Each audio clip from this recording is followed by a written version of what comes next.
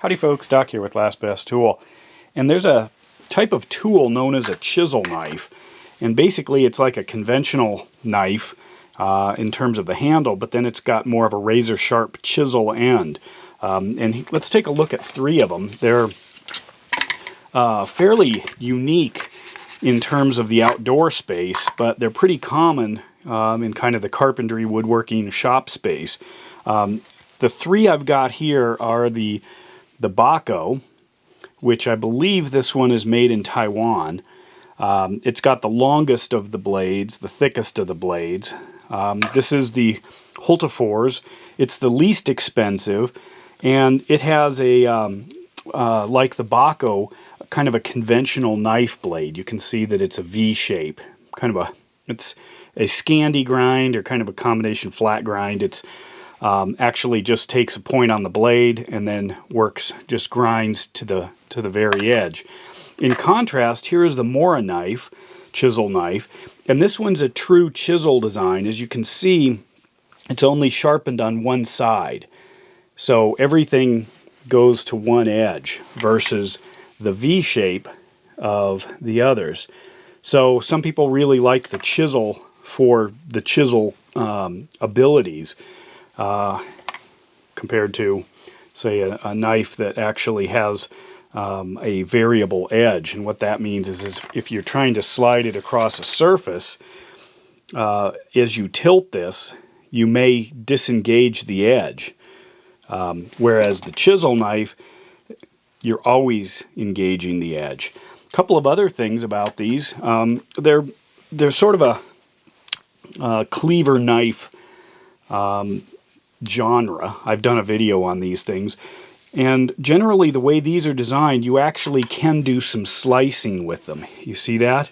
But a lot of the chisel knives, unless you have a workpiece that you can isolate, you really can't get the blade onto the workpiece. Most of your stuff is either right here, or you're using that corner, compared to a conventional knife that actually allows you to often get a slicing action across the belly of the knife. So let's take a closer look at them.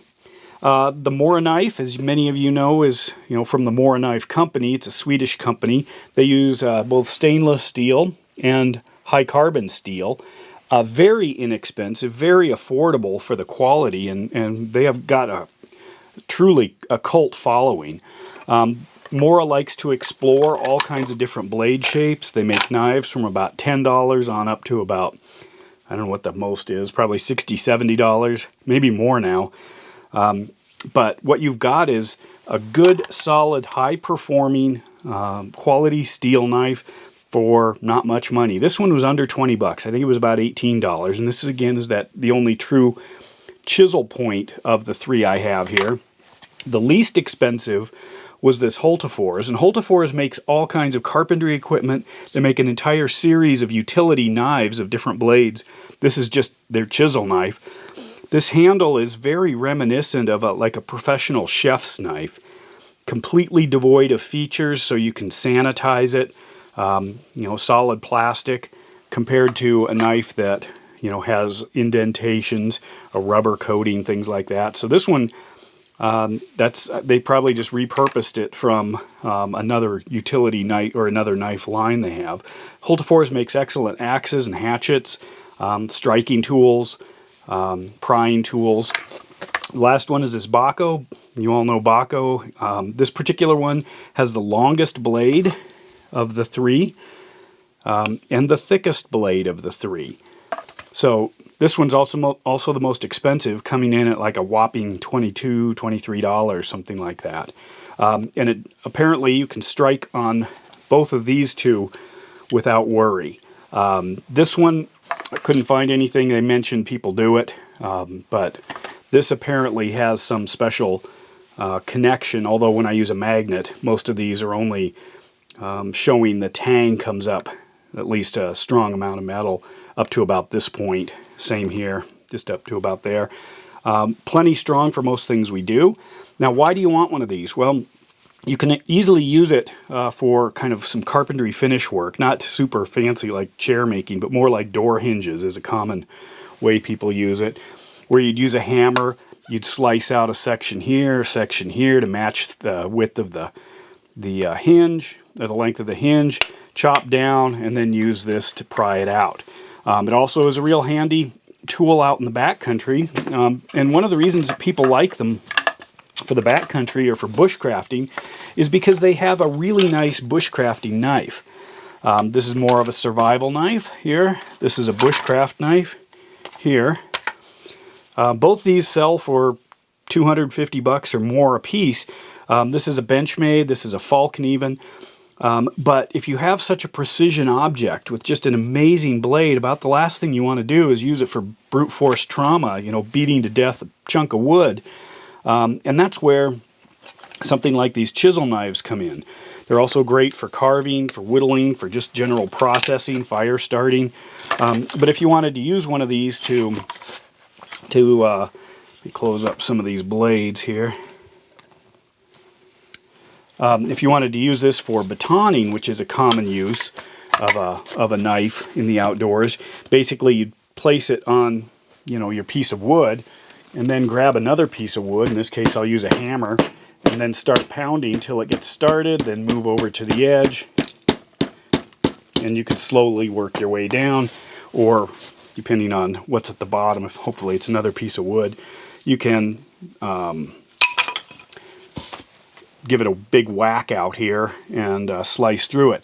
You don't want to do that with a weaker knife or a really, you know, your best high quality knife, because you can damage the knives. I mean, this is, to me, this is the lowest level skill. You're just beating on a knife, because there are lots of ways to do it. But this is excellent for this. If you wanted to start a fire, you know, you can use these easily for making fire sticks, you know, getting some small tinder going. And of course, you know, if you want to make some little bit larger tinder, starting this, whoops, move that where you can see it. You want to start in the center, just get this thing going, and you can easily split wood. So that's a great use. So it's a tool, but you can't do a lot of slicing with it because it's got just this razor sharp corner here, and that's really you know, a strong point for something like this. Both these perform very well. You know, obviously there's that blade shape change or difference, but for an outdoor knife, both are phenomenal. This one was about a little over $8. This one was about $18. And then if we take a look at that Bahco, most expensive, it's also the heaviest. It actually, you know, coming in at about $20 is still a screaming deal. A lot of good real estate here. You know, it's almost unfinished at the top. Lots of tool marks because you're going to be beating on it. But it really does allow, you know, some really nice precision work. So for carving, bushcrafting, things like that, these are gaining popularity. And they have great appeal in the shop. Now, I've been using all kinds of other chisels. I love these snap-on striking chisels. These just are amazing. They're really beefy. I've sharpened them up. This one's dull. This one's pretty sharp. But if you notice, the edge right here is pretty short. In fact, if you look at that, you know, it's not much more than this little knife here. These are also pretty expensive. I don't know what they're at now, 30, 40 bucks a piece. I usually buy them in sets, but they're great for all kinds of things. And then, if you look at the last thing, the sheaths, they're all kind of these plastic sheaths. There's nothing special about them. The Mora and the Hultafors are both directional, so it's designed for, you know, carrying the blade. If I drop it in here on your right hip, the blade points back, so it's a natural draw like that. The Bahco is reversible or ambidextrous, so it fits in either way, and they've put two thumb ramps here for leverage, popping it out. All of them have some sort of a take on this new button sheath concept, where you can snap on the sheath to a button or to some, you know, round fastener of some kind. There are differences in the size of the belt loop and the ease at which you can put it on. Some people are complaining because this is pretty narrow here, but I think wearing one of these, I don't know, if that's your job, then yeah, but otherwise that's a kind of a low-level want or ask for an $8 knife, especially a Hultafors. Put links below if you're interested in looking at these on Amazon. There are lots of different chisel knives out there. The Mora knife is the one that a lot of people know about. It's got a lot of press. It's easy to find videos on this thing, and that's because they've already got a huge presence with the people who explore the Mora knives in other venues. This is like a $10 knife here, 10, 12 bucks. What I like about the Mora knives and about something like this is that you're not worried about using it hard. If you bust it, if you lose it, if you dull it, I mean, that's part of the learning process for using tools. If you start out with something really expensive, you end up wanting to kind of baby it a little bit, or you don't loan it out, you know, or you're worrying more about the tool than what the tool is capable of, so you never really get to the end of what it can do. So there are 3 chisel knives.